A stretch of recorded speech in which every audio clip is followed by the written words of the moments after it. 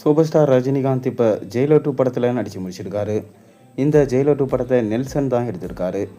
மேலும் இந்த ஜெயிலர் 2 படம் ஆகஸ்ட் மாதம் வெளியாகும் என தகவல்கள் வெளியாகியிருக்கு. மேலும் இந்த ஜெயிலர் 2 படத்தில் ஒட்டுமொத்த இந்தியன் சினிமா இண்டஸ்ட்ரியை சேர்ந்த முக்கியமான நடிகர்கள் நடிச்சிருக்காங்க.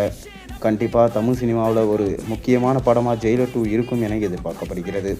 அதைத் தொடர்ந்து தலைவர் 173 படத்தில் நடிக்க போகிறாரு சூப்பர் ஸ்டார் ரஜினிகாந்த். கமல்ஹாசன் தான் ப்ரொடக்ஷன் பண்ண போகிறாரு. மேலும் இந்த படத்தை சிபி சக்கரவர்த்தி எடுக்க போகிறதா அனௌன்ஸ்மெண்ட் வெளியாகியிருக்கு. அதைத் தொடர்ந்து பார்த்தீங்கன்னா இந்த படத்துக்கு அனிருத் மியூசிக் பண்ணுறாரு. கூடவே இந்த படம் வின்டேஜ் ஸ்டைலில் ரஜினிகாந்தோடைய ஃபேன்ஸுக்கு பிடிச்ச மாதிரி ஒரு படமாக இருக்கும் என சொல்லப்படுகிறது. அதைத் தொடர்ந்து நெல்சன், அனிருத், கமல்ஹாசன், ரஜினி இவங்க 4 பேரும் சேர்ந்து ஒன்றா பணியாற்ற போகிற படம் தான் தலைவர் 174.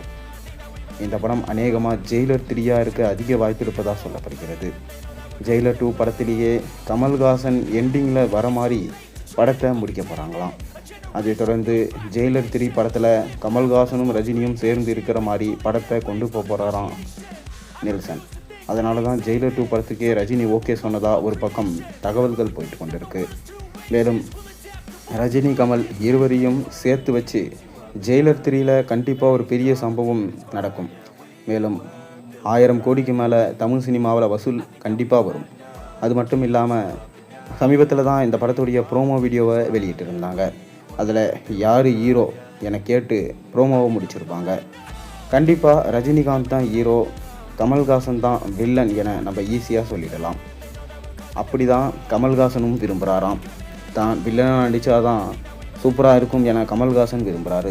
ஆனால் ரசிகர்கள் ஆரம்ப கட்டத்தில் ரஜினிகாந்த் தான் வில்லனாக நடிச்சிருந்தார், ரஜினி வில்லனாக பண்ணால் சூப்பராக இருக்கும் என அவங்க யோகிச்சுட்டு வராங்க. ஆனால் கமல் தான் வில்லன் என்பது நமக்கு அநேகமாக தெரிய வந்திருக்கு. அது மட்டும் இல்லாமல் இந்த படம் ஜெயிலர் 3 இருக்கும் பட்சத்தில் இன்னொரு முக்கியமான நடிகர்கள், அதாவது சல்மான் கான் அப்படி இல்லைனா ஷாருக் கான் இந்த படத்தில் நடிக்கலாம் அப்படின்ற தகவலும் வெளியாகியிருக்கு.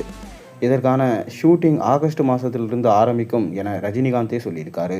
பொறுத்திருந்து பார்ப்போம் என்ன நடக்கப் போகிறது என்பதை.